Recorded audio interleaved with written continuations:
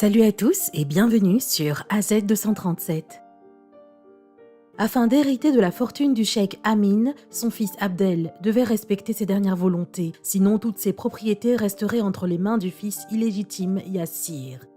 L'homme n'était pas prêt à perdre cette immense richesse et il accepta d'épouser Nabila, la jeune femme que son père avait choisie pour être sa compagne, en échange de tout son argent. Mais la condition était de ne pas la rencontrer avant le jour du mariage. Cependant, lorsqu'Abdel souleva le voile, il s'enfuit. Qu'est-ce qui l'avait tant effrayé? Découvrons-le dans l'histoire que voici. Mais avant de commencer, j'aimerais vous rappeler qu'après avoir regardé cette vidéo, vous pouvez faire un tour sur notre chaîne pour découvrir de nombreuses histoires, à la fois incroyables, intéressantes et émouvantes. Et n'oubliez pas de vous abonner à la chaîne et d'activer la cloche de notification si vous êtes nouveau parmi nous. Le cheikh Amin était un homme noble qui avait toujours aimé travailler aux côtés de son père, le cheikh Abdul. Celui-ci avait réussi à bâtir une immense fortune grâce à ses grandes compétences en affaires. Abdul avait hérité d'une petite fortune, mais il avait su l'investir au point de la multiplier par 10, devenant ainsi un puissant cheikh qui était respecté non seulement pour la grande quantité de pétrole qui lui appartenait, mais aussi parce qu'il réussissait à faire des investissements à l'étranger.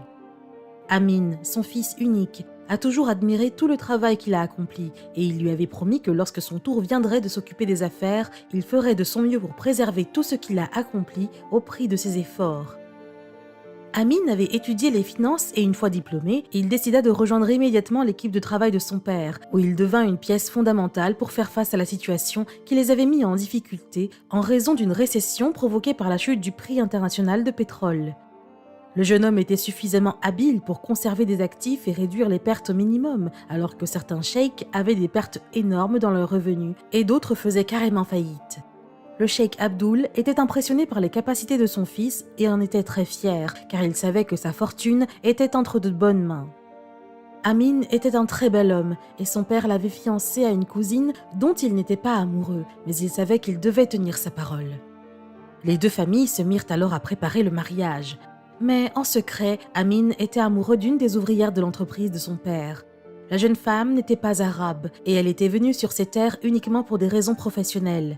Elle correspondait avec Amin et ils se voyaient en secret. Pendant des mois, ils eurent une liaison et lorsqu'elle lui annonça qu'elle était enceinte, il lui avoua qu'il allait se marier dans 2 semaines. Elle ne s'était même pas plainte, mais elle s'était enfuie et disparut de la vie d'Amin. L'homme se maria et forma avec sa cousine le foyer que son père aimait tant. Mais il pensait toujours à ce qu'il adviendrait de son fils illégitime et de la femme qu'il aimait tant. Un matin, alors qu'Amin arrivait à l'usine de son père, il entendit une femme l'appeler. C'était la fille dont il avait été amoureux il y a des années. Elle venait lui demander de s'occuper de son fils, Yassir, car elle avait un cancer et n'avait plus de force pour prendre soin de lui. L'homme lui dit qu'il s'occuperait de l'éducation de son fils et lui proposa également son aide, mais elle refusa. En apprenant cela, la femme d'Amin entra dans une grande colère, car cela signifiait qu'elle devrait élever un enfant illégitime de son mari avec leur fils Abdel. Mais elle lui pardonna, car la relation avait eu lieu avant leur mariage.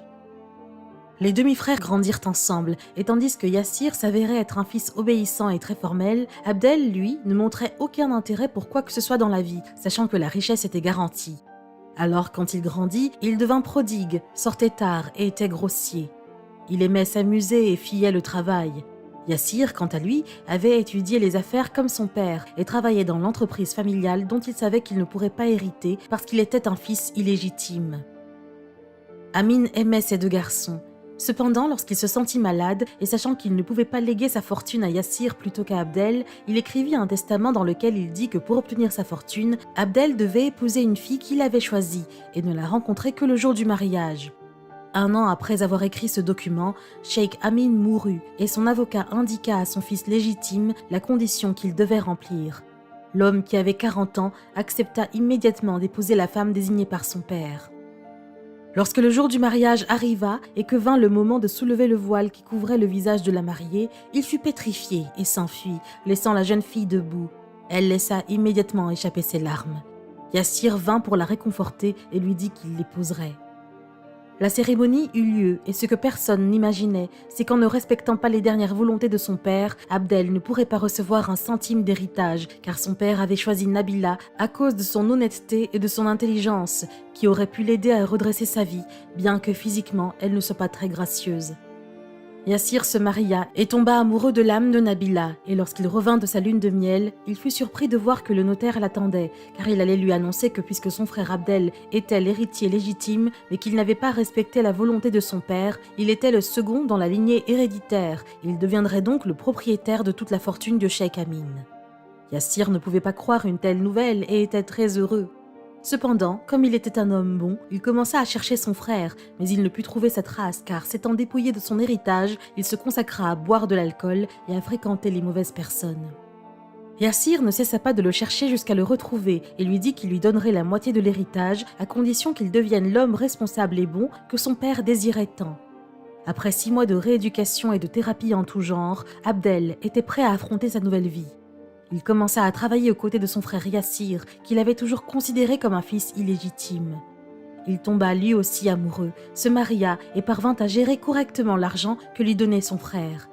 Yassir et Nabila étaient les parents de 3 enfants et ils vivaient heureux de cet amour qui était entré dans leur vie de la manière la plus inattendue. Oui, l'obéissance et l'assiduité dans le travail sont des attitudes qui peuvent mener au succès. Quelle est votre opinion au sujet de cette histoire ? Dites-le nous dans les commentaires. Si vous avez aimé cette vidéo, alors cliquez sur le bouton j'aime et partagez-la autour de vous. À très bientôt sur AZ237.